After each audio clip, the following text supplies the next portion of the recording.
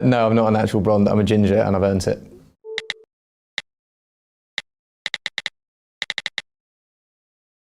False. I think I have 62 tattoos on like my wrist, sort of thing. Like I've got a lot of tattoos. I see it as like one tattoo now. It's just one.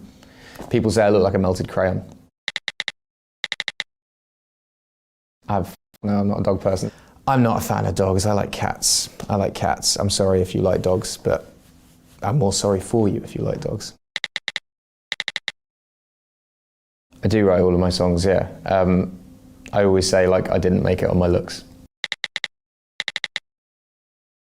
I did appear on Game of Thrones. It was, you know, quite talked about. I'd say people weren't that keen on it, but my answer is always, if you were asked, what would you say?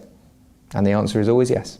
I was a big fan of Game of Thrones. I spent ages trying to get mates into it. I would literally invite friends around my house to watch the entirety of season 1 with them, to be like, you will like this. And I must have seen season 1 like 6 or 7 times, just convincing people to love it. And then obviously it became this thing. Oh, that makes me sound so like, I liked it before it was cool. It was already popular, but it wasn't, my friends didn't really watch it.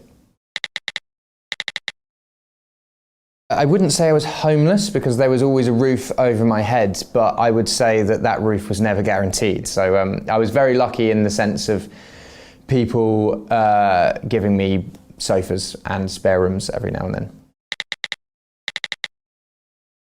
It wasn't at Buckingham Palace though, it's like opposite it. It's like this big like marble arch that you could climb up and there's like a heating duct. But it was just a night where I hadn't found somewhere to stay, where I was like walking around.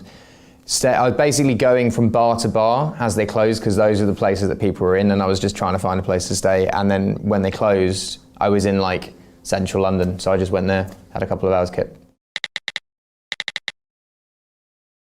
God, imagine, could have saved so much grief in school. No, I'm not a natural blonde, I'm a ginger and I've earned it. I don't have a smartphone, I have an iPad. This is my iPad, and my iPad has email on it, and I answer it when I want, and no one can reach me otherwise, and I quite like that. If I want to ring someone, I borrow a phone, and do you know what it is? It's being at dinner with someone. So I was at dinner with my friend the other night, and I hadn't seen him for a long time, and he was very excited to see me too, and he had his phone on the table, and it buzzed, and a message came up, and their eyes go down for a second, but it's that 1 second that takes you out of a conversation, and I was doing that too much, or just finding myself texting dinner with my dad or something. I'd go texting, so I cut it out of my life, and I'm still in touch with people, but I will like reply on a Sunday to everyone, and I'll reply properly, and I'll actually catch up and tell people what I'm up to and ask them what they're up to and blah blah blah, but it's the constant that I stopped, basically. I am a super fan of ketchup. I've been offered these sort of ad campaigns for big brands, and I've always been like, just no, it just doesn't really fit. And then one day I was like, but I do like ketchup. Should I see if Heinz want to do something? So I got in touch with Heinz, and Heinz aren't really you know, like you see Super Bowl commercials of Pepsi, and there's like every single musician has done like a Pepsi advert.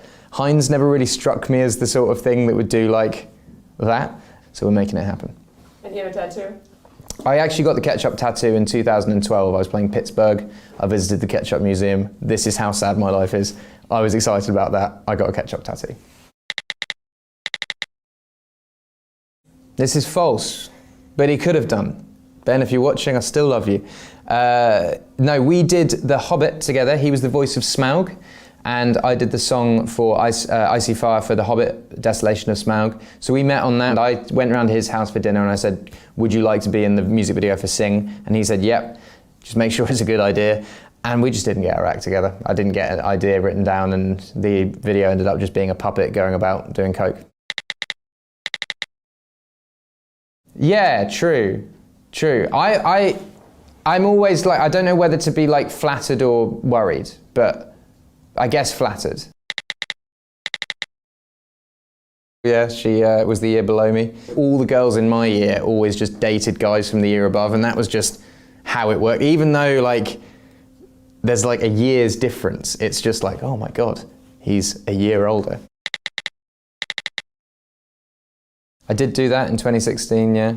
I did do that. But I was just talking about this because someone said you disappeared in 2016. Like, I was actually probably more visible than I ever was because I was out and about doing stuff. But I feel like if you don't post on social media, no one thinks that you're alive.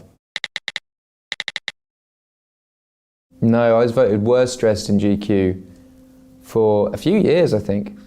For like things that I look back on and I'm like, yeah, I get it. I didn't look great.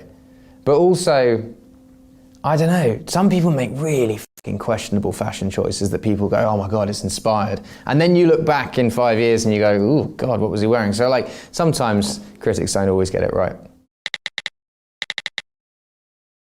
Yeah, I've got the award in my pub. But the thing is, when I was in high school, I was singing, I was doing shows, I wasn't famous, but I was like trying to play the pub scene. So yeah, I guess I was probably the only one in my year trying to do that.